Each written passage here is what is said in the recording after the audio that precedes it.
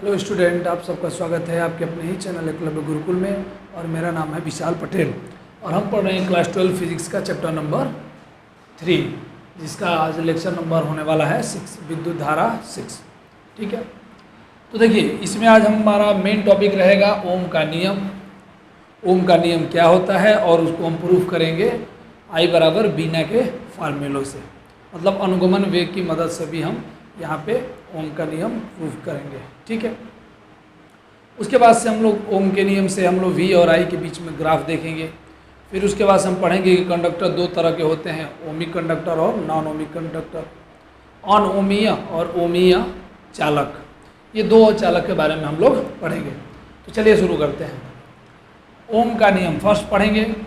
यदि किसी, ये ऑलरेडी आप हाई स्कूल में पढ़ चुके हैं, यदि किसी चालक की भौतिक अवस्थाएं जैसे ताप, दाब आदि अपरिवर्तित रहे तो उसके सिरों पर लगाया गया विभवांतर उसमें प्रवाहित विद्युत धारा के अनुक्रमानुपाती होता है। तो इसको आप ऐसे भी पढ़ सकते हो कि धारा जो है विभवांतर के अनुक्रमानुपाती होता है, चाहे विभवांतर धारा के अनुक्रमानुपाती होता है। तो यहाँ पे जो भी बात कर रहा है उसको हम लिखते हैं थ्योरेटिकल पोर्शन में। यहाँ पे थ्योरेटिकल है, यहाँ पे न्यूमेरिकल में लिखेंगे। कह रहे हैं कि विभवांतर जो है वो क्या होता है, धारा के अनुक्रमानुपाती होता है। ठीक है, V समानुपाती I या I समानुपाती V। यहाँ पे आप क्या करेंगे कि V यहाँ पे बराबर का साइन हमने लाया और यहाँ पे एक कांस्टेंट लेकर आ गए हम R। तो V बराबर I इंटू R। तो यहाँ से हम R बराबर निकाल सकते हैं, कितना आ जाता है V बटा में I, V बटा में I। ठीक है, तो आप देख सकते हैं यहाँ पे ये R क्या है, कांस्टेंट है और इसको हम क्या बोलते हैं, विद्युत प्रतिरोध। अब यहाँ पे हम लोग देखेंगे ग्राफ इसका। तो जो ग्राफ होता है कहीं ऐसे होता है, इधर हमने लिया I, इस साइड में I हमने लिया और इधर V और I के बीच में जो भी ग्राफ होता है वो कांस्टेंट होता है। तो यहाँ पे एंगल हम देखें तो थीटा, आगे भी देखते हैं तो आता है थीटा। एंगल हमेशा बराबर रहता है। तो यहाँ से अब हम निकालेंगे, देखेंगे कि क्या स्लोप आता है। देखिए यहाँ पे आ गया tan थीटा। tan थीटा बराबर आप जानते हो y axis by x axis. y axis पे क्या है v और x एक्सिस पे क्या है I। ये v बटा I है क्या R, अर्थात हमें क्या मिल गया, tan थीटा बराबर R। एक्चुअली में tan थीटा क्या होता है, इसी को हम बोलते हैं स्लोप अर्थात ढलान। तो एक्चुअली में ये जो भी R है वो क्या है, स्लोप है अर्थात ढलान है। ये जो ढलान है R कांस्टेंट है, चूंकि कांस्टेंट हमने निकाला था कि R क्या है, कांस्टेंट है, तो इसलिए R को हमने यहाँ पे रखा। ठीक है, अब हम देखेंगे इसके आगे कि R को हम बीना के मदद से कैसे प्रूफ कर सकते हैं। अर्थात हम यहाँ पे लिखेंगे किसकी मदद से, वीना के मदद से। तो यहाँ पे अनुगमन वेग की सहायता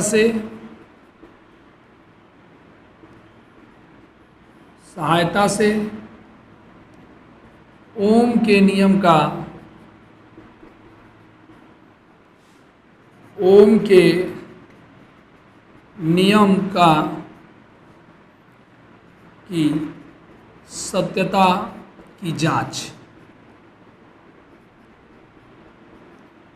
ठीक है, अनुगमन वेग की सहायता से हम ओम के नियम की सत्यता की जांच कर लेते हैं। तो आइए हम यहाँ पे जांच करके देखते हैं क्या आता है। देखिए ओम का नियम आपको ऑलरेडी मालूम है।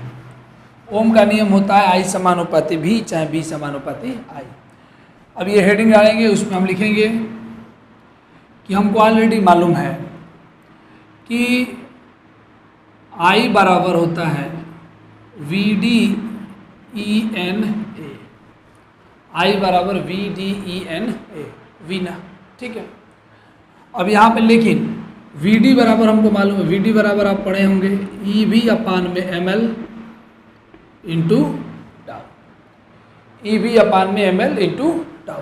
तो यहाँ पे हम रख देंगे आई बराबर ई वी अपान में एम एल इंटू टाउ और यहाँ पे ई एन ए। आप देखेंगे तो इसको हम ऐसे भी लिख सकते हैं, भी को बाहर कर देंगे और बाकी अंदर।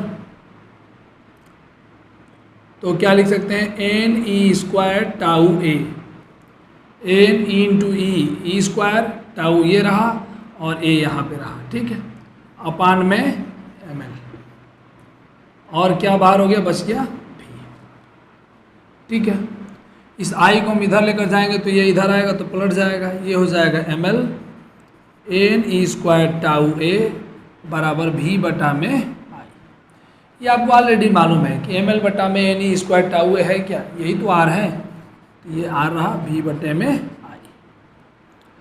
तो यहाँ से ये ओम का नियम का सत्यापन हो गया।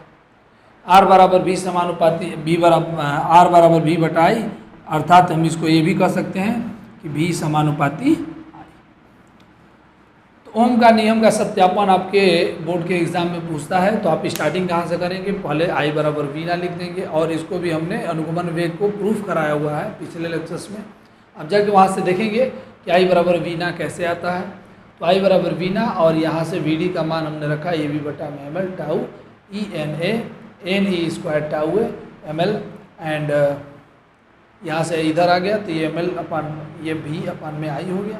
ये एम एल अपन N E square tau A क्या है, यही आर है, तो आर बराबर हमने बी बटा आई लिखा, ठीक है। तो आपने समझा ओम का नियम क्या है और ओम का नियम का ग्राफ भी आपने समझा। आर एक प्रकार का क्या है, ढलान है, जो कि हमने आपको दिखाया यहाँ पे।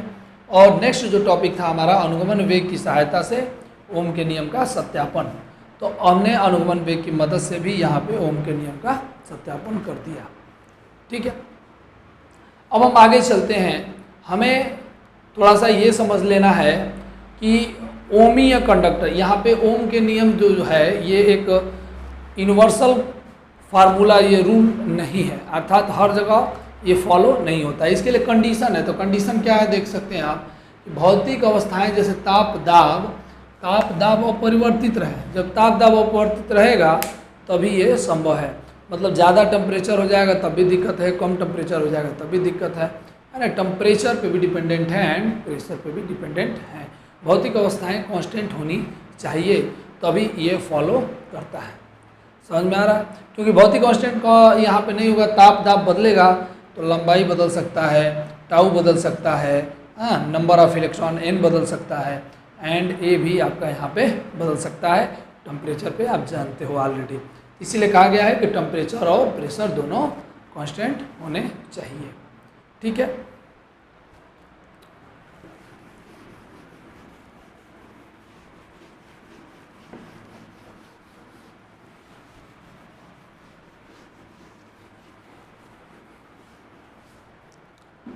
अब हम ओम के नियम का हम लोग क्या करते हैं, सदिश रूप लिख लेते हैं। ओम के नियम का सदिश रूप, देखिए हमें ऑलरेडी ओम का नियम मालूम है कि भाई V बराबर I इंटू आर होता है, V बराबर I इंटू आर होता है। ये बात हमको ऑलरेडी मालूम है, V बराबर I इंटू आर। तो यहाँ पे आपको ये भी चीज़ आपको मालूम है कि जो V है तो V को हम वेक्टर फॉर्म में बदलते हैं तो किस में आ जाता है, E में, है ना। और I को यदि हम वेक्टर फॉर्म में बदलते हैं तो ये किस में आ जाता है, ये आपका आ जाता है J में। J आपको हमने समझाया हुआ है, तो चलिए उसी में बदलते हैं हम लोग। तो यहाँ लिखा मैंने V, यहाँ लिखा मैंने I और R के जब हमने लिखा rho into L by A, rho into L by A, formula आपको याद होगा। यहाँ पे हम L को इधर लेकर आ जाते हैं तो ये हो गया V बटा में L, और यहाँ पे आप देखें तो रो और I बाई ए, ऐसा लिख सकते हैं। I ऊपर आ गया, I बाई ए, रो बाहर आ गया और L इधर गुणा है तो इधर आया तो बाहर। ये V बाई डी आपको दिख रहा है, V बाई डी किसी चालक है, चालक की लंबाई L है, उसमें विभवांतर V है, तो V बटा में D वो क्या कहलाता है, इलेक्ट्रिक फील्ड। तो अर्थात विद्युत क्षेत्र ई, ये हो गया वेक्टर, यहाँ पे रो, और आई बाई ए को हम क्या कहते हैं, जे। ठीक है, ये ऑलरेडी सब कुछ पढ़ाया जा चुका है। तो ये है वेक्टर फॉर्म, ओम के नियम का वेक्टर फॉर्म ये है। ये रो, इसको हम क्या बोलते हैं, रेजिस्टिविटी अर्थात प्रतिरोधकता, और इसका उल्टा होता है विशिष्ट चालकता, उसको भी लिख लेते हैं। देखिए विशिष्ट चालकता क्या होता है, रो का उल्टा, इसको हम सिग्मा से प्रदर्शित करते हैं। तो 1/सिग्मा, इधर हो गया जे, तिर्यक गुणा कर देंगे तो यहाँ हो जाएगा जे बराबर सिग्मा इंटू ई। तो कहीं कहीं बुक में ये भी दिया रहता है और कहीं कहीं बुक में ये भी दिया रहता है।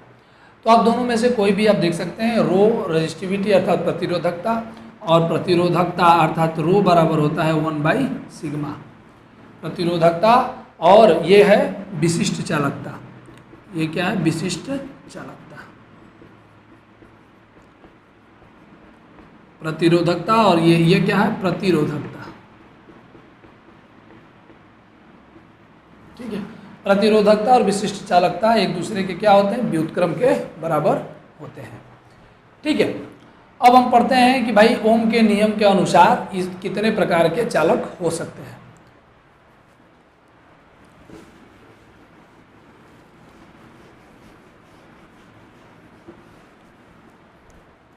तो देखिए ओम के नियम के हिसाब से दो प्रकार से चालक होते हैं। एक होता है ओमीय चालक, ओमीय चालक। ओमीय चालक क्या है, वह चालक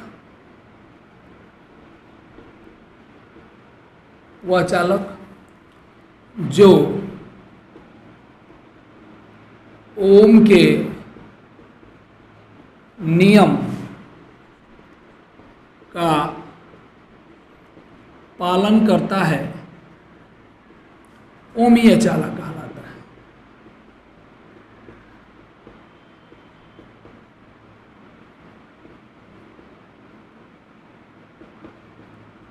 कहलाता है। ठीक है, ओमीय चालक क्या है, जो ओम के नियम का पालन करेगा वो ओमीय चालक है। एग्जाम्पल के लिए क्या हो सकता है, जितने भी धातु होते हैं, जितने भी कंडक्टर जिसको हम बोलते हैं जो कि धातु हैं,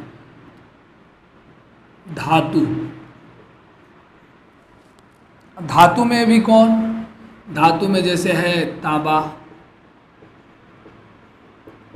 चांदी, सोना इत्यादि, ये सभी क्या है, ओमीय चालक है। ओमीय चालक अर्थात इनका जो भी ग्राफ बनता है वो कैसा बनता है, कहीं ऐसे, ये है आपका V, ये V।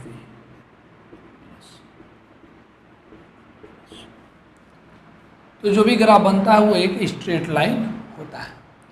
ठीक है, तो जितने भी ओमीय चालक हैं उनका जो ग्राफ है स्ट्रेट लाइन है। दूसरा जो है उसको हम बोलते हैं अनओमीय चालक। अनओमीय चालक क्या है, जो ओम के नियम का पालन नहीं करता है। जो पदार्थ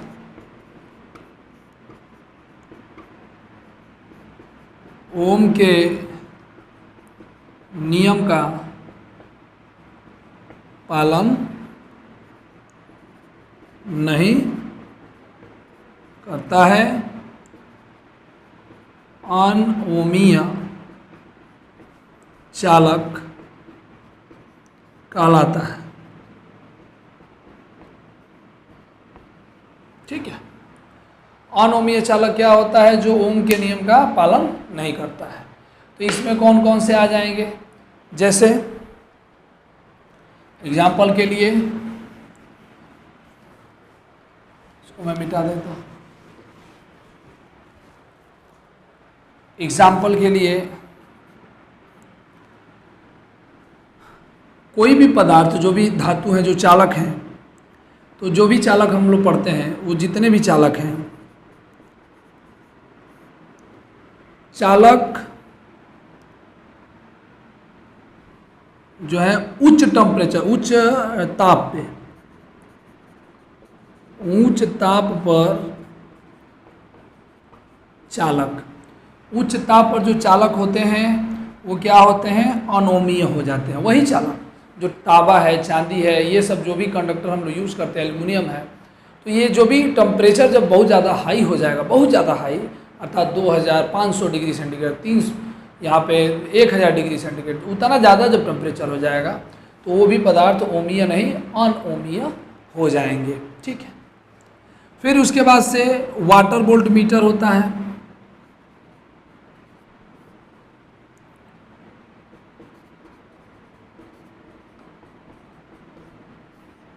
ठीक है, जल विभव मापी, ये वाटर वोल्ट मीटर होता है। फिर उसी तरीके से पीएन डायोड होता है और थायरिस्टर होता है।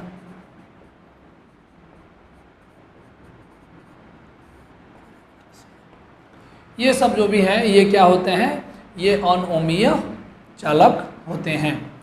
तो इस प्रकार के चालक का ग्राफ, जैसे 1-2 का इसमें चालक का ग्राफ मैं बना के दिखा देता हूँ आपको।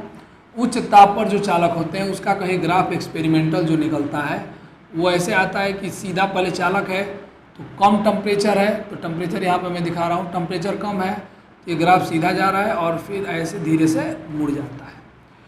तो हम कहते हैं कि यहाँ पे जो है टेम्परेचर हाई हो गया, टेम्परेचर हाई होने की वजह से ग्राफ जो स्ट्रेट लाइन जा रहा था वो कर्व हो गया। ठीक है।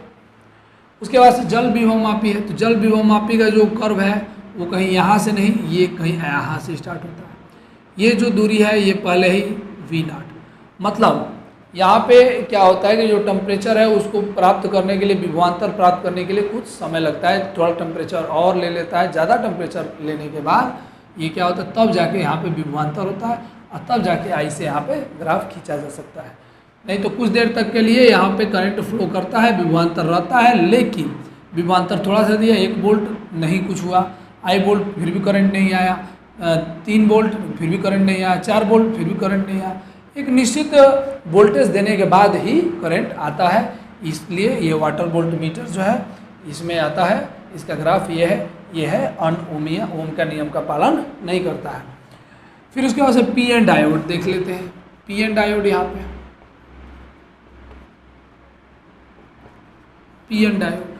पीएन डायोड का ग्राफ देखिए, ये तो और विचित्र है। ऐसे ये पीएन डायोड का ग्राफ बनता है। तो यहाँ पे आप तो देख ही रहे हैं, इसका स्लोप कांस्टेंट है ही नहीं है। यहाँ इधर जाओगे तो स्लोप धीरे धीरे बढ़ता जा रहा है, यहाँ अचानक स्लोप बराबर जा रहा है और अचानक घट गया। तो स्लोप जो है इसका कांस्टेंट नहीं है, आर मतलब कांस्टेंट नहीं है, इसलिए ये कौन सा है, अनओमीय चालक कहलाता है। तो इस प्रकार हमने ओम के नियम से रिलेटेड सभी मैटर्स जितने भी हैं टॉपिक्स को हमने कवर कर लिया है, जिसमें ओम का नियम क्या होता है, ओम का वेक्टर फॉर्म, ओम का सत्यापन किसके, अनुगमन वेग की मदद से, उसका फार्मूला I बराबर बीना से, और ओम के नियम के आधार पर जो चालक है उसको 2 भागों में बांट दिया गया है, ओमीय चालक और अनओमीय चालक। तो ओमीय चालक क्या होता है और अनओमीय चालक क्या होता है, आप इस पूरे वीडियो को अच्छे से देखें, ध्यान से देखें और अच्छे से नोट्स बनाएं। और इससे रिलेटेड जो भी फार्मूला है, जैसे कि आज कुछ खास फार्मूला नहीं था तो उससे अच्छा उतना न्यूमेरिकल नहीं बनता है, तो एक ही बस यहाँ पे V बराबर I आए, इससे ओम के नियम का कई न्यूमेरिकल्स हैं जो कि आपके बुक में दिए होंगे, बहुत ईजी उसको आप सॉल्व करेंगे। अब मिलेंगे अगले लेक्चर में। धन्यवाद।